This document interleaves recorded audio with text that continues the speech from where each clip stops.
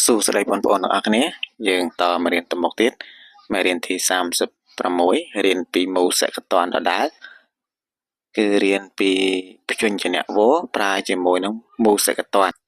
បញ្ជញ្ជនៈវរឬអក្សរវរជាបញ្ជញ្ជនៈពួកអអញ្ចឹងគឺយើងប្រើមូលសកតនគឺសម្រាប់ពីបញ្ជញ្ជនៈពួកអទៅជាបញ្ជញ្ជនៈពួកអនិងផ្សំជាមួយនឹងស្រៈនិស្ស័យបាទអញ្ចឹងកុំឲ្យខាតពេលយូរយើងទៅអាននិងប្រកបទាំងអស់គ្នាវរសម្រាប់ពីវវរសម្រាប់ពីវវរសម្រាប់ពីវវស្រៈអាវ៉ាវរសម្រាប់ពីវវស្រៈអាវ៉ាវរសម្រាប់ពីវវស្រៈវៈវរសម្រាប់ពីវវស្រៈវៈវរសម្រាប់ពីវវស្រៈវៃវរសម្រាប់ពីវវស្រៈវៃវរសម្រាប់ពីវវស្រៈវៈវរសម្រាប់ពីវវស្រៈវៈវរសម្រាប់ពីវវស្រៈវើវរសម្រាប់ពីវវស្រៈវើវរសម្រាប់ពីវវស្រៈវវរសម្រាប់ពីវវស្រៈវវរសម្រាប់ពីវវស្រៈវវរសម្រាប់ពីវវស្រៈវវរសម្រាប់ពីវវស្រៈវវរសម្រាប់ពីវវស្រៈវវរសម្រាប់ពីវវស្រៈអាវ៉ាវរសម្រាប់ពីវវស្រៈអាវ៉ាវស្រៈវើវស្រៈវើវសម្រាប់ពីវវស្រៈវើវសម្រាប់ពីវវស្រៈវើវស្រៈវីវស្រៈវី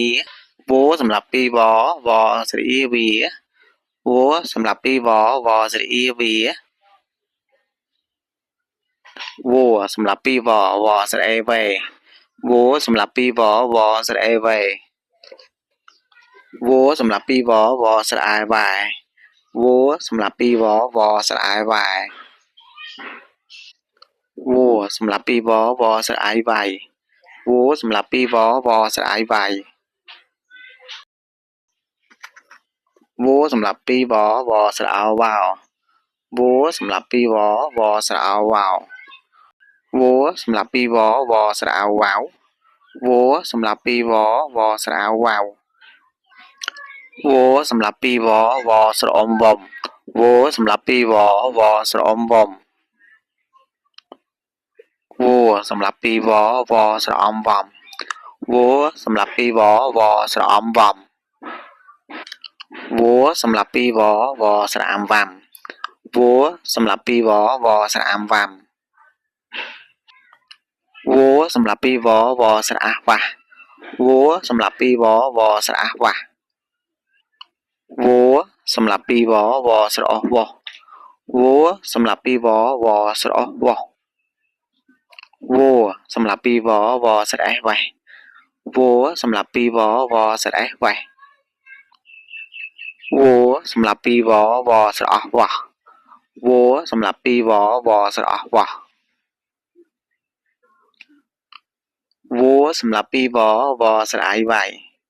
វសម្រាប់ពីវវស្រៈវ៉ៃចស្រៈចៅវសម្រាប់ពីវវស្រៈវ៉ាអានថាចៅវ៉ាចស្រៈចៅវសម្រាប់ពីវវស្រៈវ៉ា